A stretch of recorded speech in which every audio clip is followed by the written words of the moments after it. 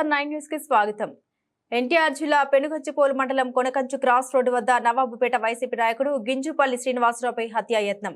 శ్రీనివాసరావు కారును ధ్వంసం చేసి కర్రలతో దాడి చేసిన ప్రత్యర్థులు తీవ్ర గాయాలైన శ్రీనివాసరావును జగ్గయ్యపేట ప్రభుత్వ ఆసుపత్రికి తరలించిన పోలీసులు.